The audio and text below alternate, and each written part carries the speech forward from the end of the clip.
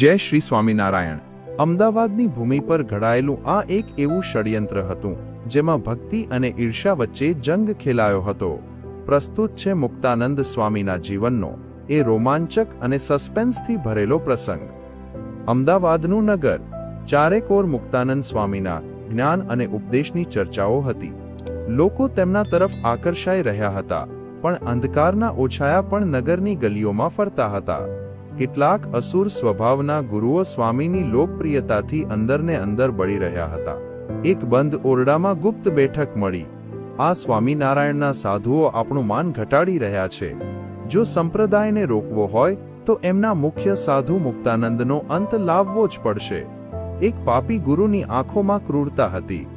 ષડયંત્ર તૈયાર હતું। હળાહળ ઝેર ભેળવેલી બરફી અને ઝેરી કપૂરના પડીકા તૈયાર કરવામાં આવ્યા। કપટી શિષ્યો બગલા ભગત બનીને મુક્તાનંદ સ્વામી પાસે પહોંચ્યા। સ્વામી, આ ભગવત પ્રસાદ છે, સ્વીકારો, કહી અત્યંત નમ્રતાનો દેખાવ કરીને ઝેરી વસ્તુઓ ધરી દીધી। સ્વામી તો નિખાલસ હતા, તેમણે એ ઝેરી ભેટ સ્વીકારી લીધી। પાપીઓ મનમાં હરખાતા ત્યાંથી નીકળી ગયા કે હવે ખેલ પૂરો થશે। કથાનો સમય થયો। શ્રીહરિની ઈચ્છાથી કોઈએ બરફી ન ખાધી, પણ અજાણતામાં વૈષ્ણવાનંદ સ્વામીએ પેલું ઝેરી કપૂર ચંદનમાં ભેળવી દીધું। જેવું મુક્તાનંદ સ્વામીના કપાળે ચંદનનું તિલક કરવામાં આવ્યું કે તરત જ જાણે કોઈએ સળગતો અંગારો મૂક્યો હોય તેવી ભયાનક બળતરા શરૂ થઈ। સ્વામીનું કપાળ અગ્નિની જ્વાળામાં ભડકે બળવા લાગ્યું। અસહ્ય પીડા। શું થઈ રહ્યું છે તે કોઈ સમજી શકતું નહોતું। પીડા જ્યારે ચરમસીમાએ હતી ત્યારે જ અચાનક એક દિવ્ય પ્રકાશ દેખાયો। સાક્ષાત શ્રી હરિ ત્યાં પ્રગટ થયા। તેમની આંખોમાં ચેતવણી હતી। મુનિ, સાવધાન, આ ચંદનમાં તીવ્ર ઝેર છે, તેને તરત ધોઈ નાખો। આ શહેરમાં રહેતા દૈત્યાંશોનો વિશ્વાસ ન કરશો।